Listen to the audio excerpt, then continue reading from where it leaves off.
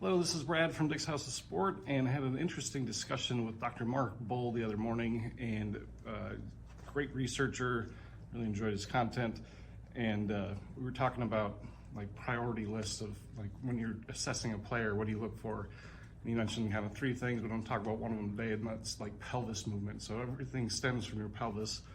I gotta admit, I was not very acute to pelvis movement, so did a little research, and a little bit of what I found. So pelvis can either turn or lift or thrust, like back and forth, right? So specifically in the turn, right? But he gave me one simple drill that I'll share with you here in just a minute that you can share with, or you can do and you can share with your friends. But before we do that, I'm gonna dive into kind of the research that, or little observations, I guess.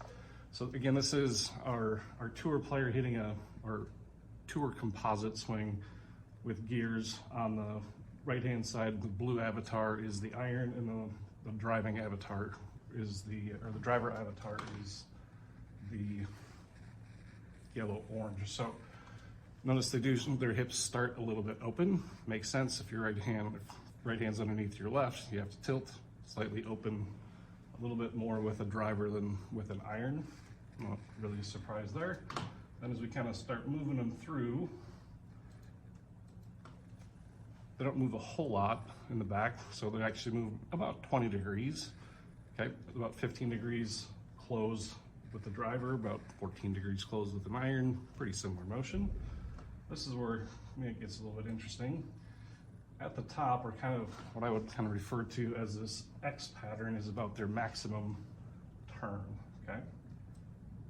So it's about there, which is about 43 and 37 degrees. So they don't turn as much with an iron as they do a driver. But at the top of their swing, and watch what happens. Before they get to the top, they actually start moving, or they start returning before they even get to the top. Okay, so at the top, with a driver, they're about 37 degrees, and with an iron, 33 degrees. Again, rotation, this is just simply looking at turn. Okay, here's what I found really interesting is by the time their arm gets level to the ground, it's back to zero. Okay, so they've shifted 30 degrees, so they're really starting their downswing by turning their hips before they even complete the backswing, kind of creating a big stretch. And that's kind of where they're getting their power from, kind of why their golf swings to me look really simple and very efficient, is they're using their lower body and their hips very efficiently. So I'm gonna give you a drill here in just a second. Hope you try it and then share it with a friend. Just a sec. All right, so here's the drill. You're gonna go on a wall, and you're gonna take your setup, and your feet should be about 6 to 9 inches away from the wall. And have your grip down just below the shaft, okay? What I want you to do is feel like you can turn 35, 45 degrees with your hips. So you're gonna turn back. Now here's the key, is you're gonna slide. So like a 2 to 4 inch slide with your hip. And then before your arms get level to the ground, I want both cheeks on the wall. Okay, so it's gonna be a glide, a turn, before your arm gets level to the ground, 2 cheeks on the wall, okay?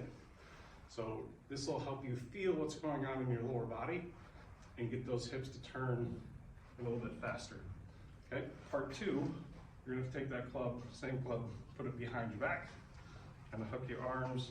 You're gonna feel like you take the grip end, turn it down toward the ball, bump, and return square, okay? So it shouldn't be half or like a 3/4 turn. If you want to turn a little bit more, that's okay. Okay, but just a bump and a return. Just kind of focus on what's happening with that pelvis. All right. If you enjoyed this, give this a try. Share with a friend that's maybe having a little trouble with their golf swing, and look forward to seeing you soon. If you'd like more information on how to develop your skills, strategies, and mindset, please feel free to reach out to me at 952-401-4653. See you soon.